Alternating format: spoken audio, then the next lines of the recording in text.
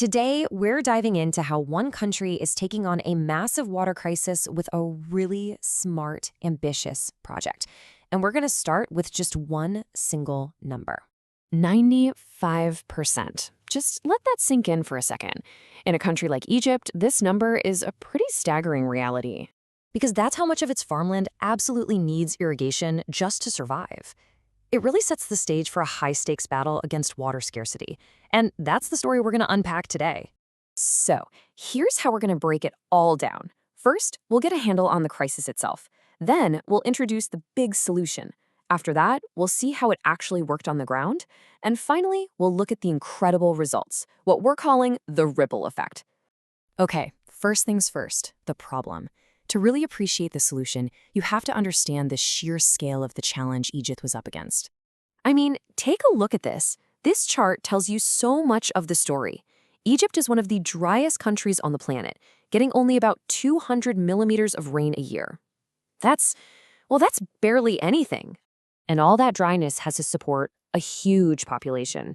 In 2022, Egypt was home to 106 million people, and almost all of them live packed along the fertile banks of the Nile River.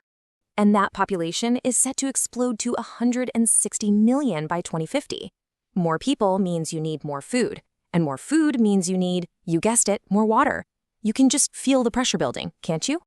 And this isn't just one problem, it's like a perfect storm of challenges all hitting at once. You've got climate change making a dry place even drier. You've got a history of planting really thirsty crops like rice. Then you've got complex geopolitics, like dams being built upriver on the Nile that could affect the flow. On top of all that, you have a lot of small farmers using old, leaky, inefficient methods. It's a recipe for disaster. So, faced with this mountain of challenges, how did Egypt respond? Well, they came up with a $160 million answer with a very clear mission.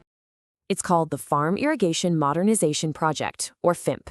It kicked off back in 2010, and its goal was simple but massive: completely transform how Egypt uses water in agriculture.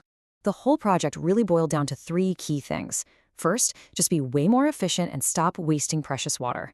Second, make sure every farmer can get a reliable supply of that water. And third, if you do those first two things right, you can grow more food for the entire nation. Now that all sounds great in theory, but what did it actually look like out in the fields? This is where we get into the nuts and bolts, the practical changes that made this project work. This slide says it all, really. The old way involved open-air dirt canals, which, as you can imagine, leaked like crazy and lost a ton of water to evaporation. FIMP came in and replaced all that with underground pipes and modern, efficient electric and solar-powered pumps.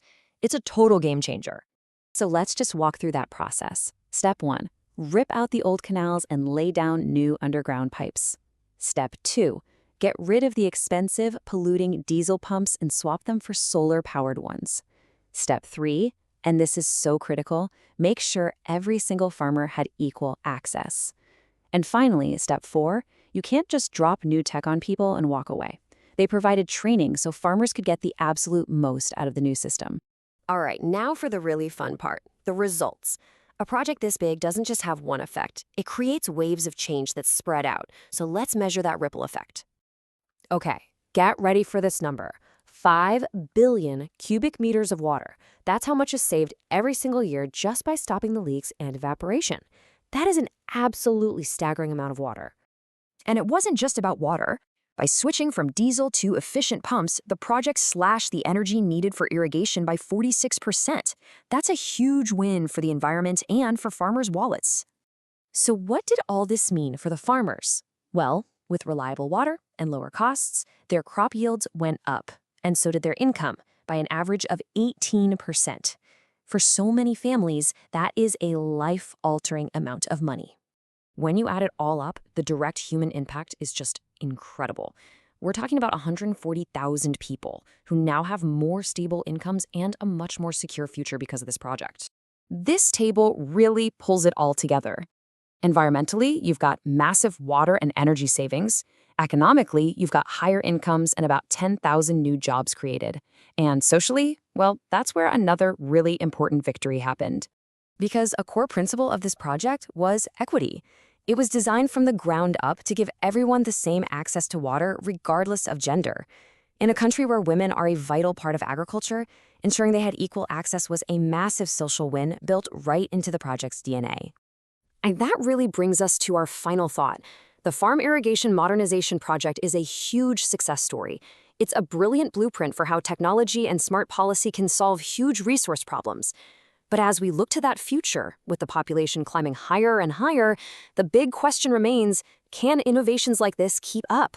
Can they scale fast enough to meet the growing demand? It's a vital question, not just for Egypt, but for a world facing very similar challenges.